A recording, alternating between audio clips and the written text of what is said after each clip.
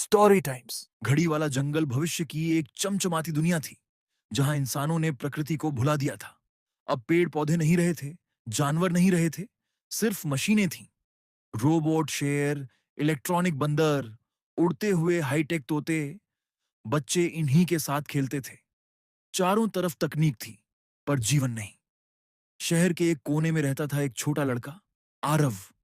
उसकी आंखों में चमक थी, लेकिन दिल में एक खालीपन। वह दूसरों की तरह मशीनों से खुश नहीं था। रातों को वह अपने बूढ़े दादा की कहानियां सुनता, उन जंगलों की जहां मिट्टी की खुशबू थी, पक्षियों की आवाजें थीं और जहां असली बाघ दहाड़ते थे। एक दिन जिज्ञासा उसे ले गई एक पुराने बंद पड़े इलाके में, शहर की सीमा के पार। वहां सब कुछ जर्जर था, टूटे हुए पेड़, झाड़ियां और जंग खाए साइन बोर्ड। उसी वीराने में झाड़ियों के बीच आरव को दिखा एक छोटा कांपता हुआ बाघ का शावक। वह घायल था और जिंदा था। आरव उसे अपने साथ चुपचाप घर ले आया। घर के तहखाने में उसने उसका इलाज किया, दूध पिलाया और एक गुप्त दोस्ती शुरू हुई। उस बाघ का नाम उसने मन ही मन रखा, टिको। लेकिन शहर की मशीनें सब कुछ देखती थीं।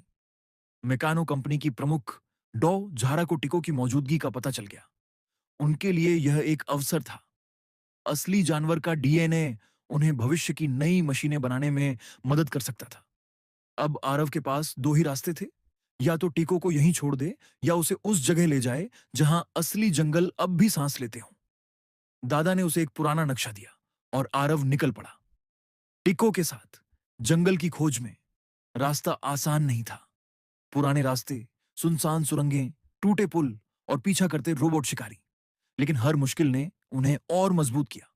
और फिर एक दिन पहाड़ियों के पार उन्हें दिखा एक असली जंगल, हरा भरा, जीवित, महकता हुआ।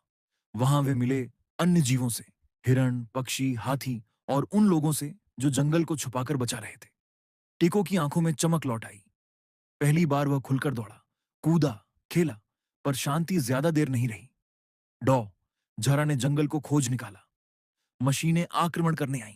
जंगल की रक्षा में असली जानवर, आरव और वहां के रक्षक एक साथ खड़े हुए। संघर्ष हुआ, असली बनाम नकली। उस युद्ध में टिको ने वीरता दिखाई। उसने मशीनों से टकराकर जंगल की रक्षा की।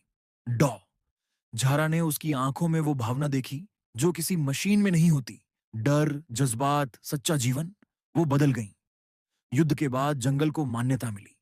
इंसानों ने सीखा कि तकनीक जीवन नहीं बना सकती। स्कूलों में अब बच्चों को असली पेड़ पौधे दिखाए जाने लगे।